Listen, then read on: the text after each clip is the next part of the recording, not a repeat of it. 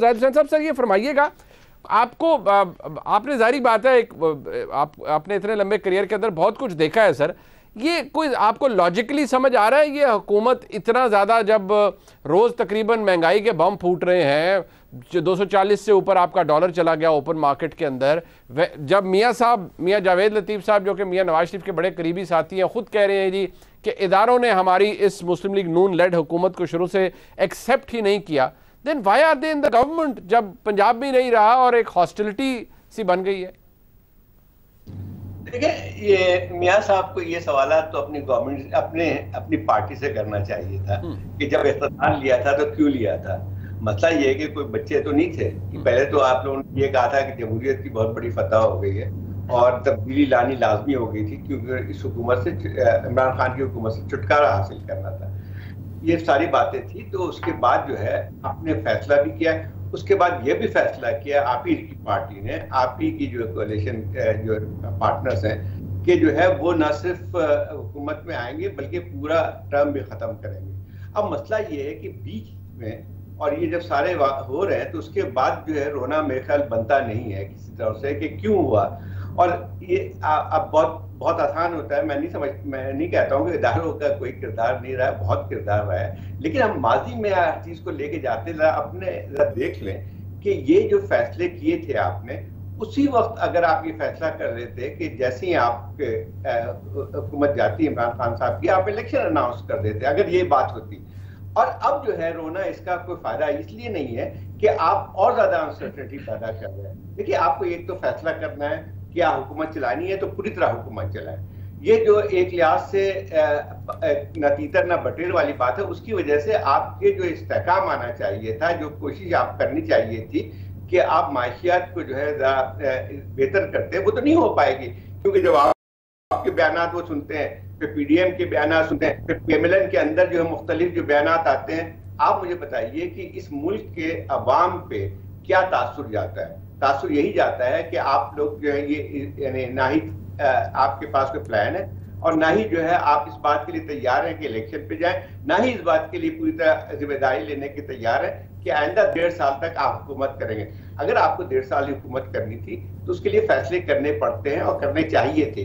अब अचानक जो है 3 महीने बाद अगर ये बातें आती हैं पीएमएलएन के अपने, मतलब मुझे इस बात समझ में नहीं आती है कि आपकी पार्टी की सियासत है क्या और आप चाहते क्या है। मतलब ये कि इस किस्म की जो मैंने तो नहीं देखा अभी तक सियासत, बहुत से बहरानात आते रहे, बहुत सारे मसले पाकिस्तान की सियासत में रहे, कभी जो इस्तेहकाम नहीं रहा।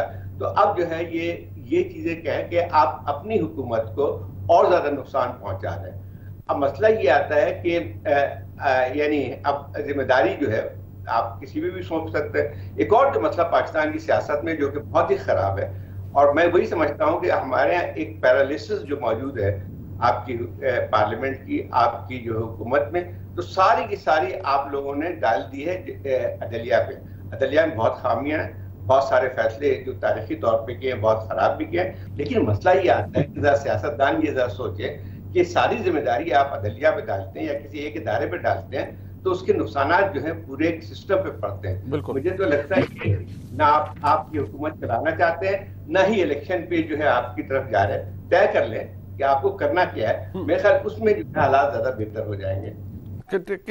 किसी हद तक तय तो शायद उन्होंने कर ही लिया है कि हमने आगे लेके चलना है, बट असर कभी जाहिद साहब ने बात ठीक फरमाई कि ये पता तो सबको था जब हुकूमत में आ रहे थे, लेकिन शायद उस वक्त ये सोच ज़रूर थी, खबरें ज़रूर आती थी कि शायद मियाँ नवाज शरीफ साहब रिलक्टेंट है हुकूमत में आने के लिए और वो चाहते थे कि फौरी तौर पर इंतखाब करवाया जाए। बहरहाल अब जो इस वक्त सूरत हाल है, पाकिस्तान तहरीक इंसाफ ने सियासी तौर पर बड़ा गेन किया है। इस वक्त पीडीएम की हुकूमत है जो वफाक के अंदर है, ना सिर्फ वो सिकुड़ गई है वफाक तक, क्योंकि सिवाय पीपल्स पार्टी के बाकी तो किसी की हुकूमत किसी सूबे के अंदर है नहीं।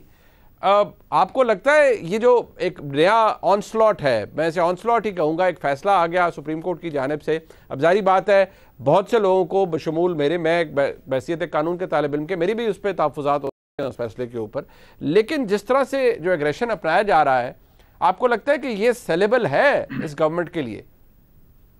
नहीं, आई थिंक इन्होंने ट्रेन मिस कर दी है। अब ये कहना कि हम कोई सख्त बयानियां लेंगे और अवाम वो बयानिया अवाम में मकबूल हो जाएगा, ऐसे नहीं होता। आपको बयानिए को अवाम के साथ रिलेट करना पड़ता है। इमरान खान का गलत है या सही है, उसने एक बयानिया बनाया कि मैं गया हूं तो पाकिस्तान की खुद मुख्तारी पे सवाल आ गया, मैं गया हूं तो अवाम के हकूक पे मसला बन गया, पाकिस्तान की मईशत पे मसला बन गया।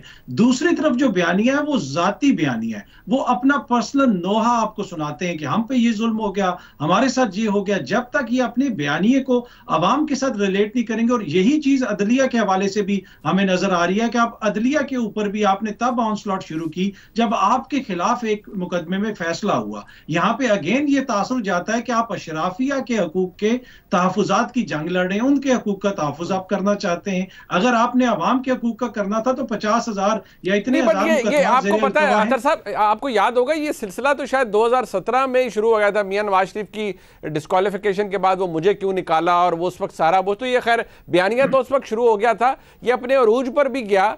बट इशू यहाँ पर ये है कि मरियम नवाज शरीफ ये कहती हैं कि हमें तो इस तरह के फैसलों से, जो कि 3 मेंबर बेंच का जैसे आया, वो कहते हैं सियासी तौर पर हमारा तो जो सोया हुआ वोटर है वो रिचार्ज हो जाता है, क्योंकि हमें तो फैसलों की आदत पड़ गई। आज पूरी मुस्लिम लीग नून ये कह रही है। नहीं, मैं इससे एग्री नहीं करता। देखिए अभी जो हुआ 17 जुलाई को हुआ, सारी जमातों ने मिलकर इलेक्शन लड़ा ना, उसमें इनको शिकस्त हुई, इमरान खान से इनको शिकस्त हुई। और दूसरी बात यह है कि जो ये तासुर दिया जाता है कि इदारे हमें नहीं चलने दे रहे, मैं इससे बिल्कुल एग्री नहीं करता। इमरान खान के ऊपर इनको ये एतराज था कि वो और इदारे एक पेज पे हैं, ये लोग तो सिंबॉलिकली एक छतरी के नीचे आ गए हैं। आज तो मरियम बीबी ने वो छतरी भी उठाई हुई थी, तो अब तो ये उस छतरी तले इकट्ठे फिर रहे हैं। तो फिर भी अगर ये समझते हैं कि इनके लिए कोई मुश्किलात है, तो मेरे ख्याल में वो अपने इनके फैसले हैं, और इन्होंने सेंटर में बिल्कुल हुकूमत नहीं छोड़नी, क्योंकि इनके जो मकासद थे वो इन्होंने हल कर लिए हैं। जो कानून जिनमें ये तब्दीली करना चाहते थे, चाहे वो इलेक्शंस के हवाले से हो, ओवरसीज पाकिस्तानियों के हवाले से हो, ईवीएम के हवाले से हो, नैब लॉज हो, वो सब कुछ इन्होंने कर लिया। तो अब ये तासुर देना कि हम सियासी शहीद हैं और यहाँ पे आके सिर्फ हमें जख्म लगे, ये तासुर दुरुस्त नहीं है। वैसे अतर साहब, वो जो छतरी का जिक्र आपने किया, ये छतरी वही है और उसकी नौयत और इसका जो फंक्शन है वही है जो इमरान खान साहब के लिए था, क्योंकि शायद वो ज्यादा मौसर छतरी थी और ये इतनी मौसर छतरी ना हो। देखिए होता यह है कि जब आप एक पेज पे हो तो अगर पेज फट जाए तो आधा पेज उधर चला जाता है, आधा पेज इधर चला जाता है, वो फिर भी काम आ जाता है। लेकिन अगर एक छतरी तले हो तो उस छतरी में अगर सुराख होगा तो दोनों गीले होंगे, तो स्टेक्स ज्यादा बराबर हो जाती हैं छतरी के नीचे। तो मुझे छतरी ज्यादा मजबूत नजर आती है। बाकी एक चीज मैं कहूंगा कि इस सारे जो अमल में जो मियां साहब जैसे नजरियाती लोग हैं, इसका मैं गवाही दूंगा कि इन्होंने हुकूमत में आने से पहले भी मेरे साथ खुद भी जिक्र किया था कि यार हमें हुकूमत में नहीं आना चाहिए। तो लेकिन मसला यह है कि इस तरह के कारकुन की कितनी से है पार्टी के अंदर, यह भी बड़ा मसला है ना। ये तो ओएसडी वजीर हैं, हमारी तारीख में हमने ये भी देख लिया कि एक ओएसडी वजीर है इस वक्त पाकिस्तान के अंदर। अतर साहब आप कमाल कर रहे हैं। इधर मैं अब कहूंगा तो हमारे बहुत से मुस्लिम मेरे साथ ज्यादती हो रही है। बात ये है अदर साहब, ये तो आपने बड़ी ज्यादती की। देखें अब बहुत से मुस्लिम लीग नून के दोस्त नाराज हो जाएंगे। इधर मियां नवाज शरीफ साहब की कोई नहीं सुन रहा, तो आप कह रहे हैं कि मियां जावेद लतीफ साहब की कोई सुन लेगा। इधर तो पार्टी कायद की कोई नहीं सुन रहा, वो कह रहे हैं कि खुदा के बंदो ये क्या गले डाल लिया अपने, और सब सारा कुछ जो सियासी बैगेज था जो इमरान खान साहब की हुकूमत का, वो अपने गले में डाल लिया ढोल, और अब तक बजाई जा रहे हैं। और अब ये कहते हैं कि हमने मजीद बजाए जाना है।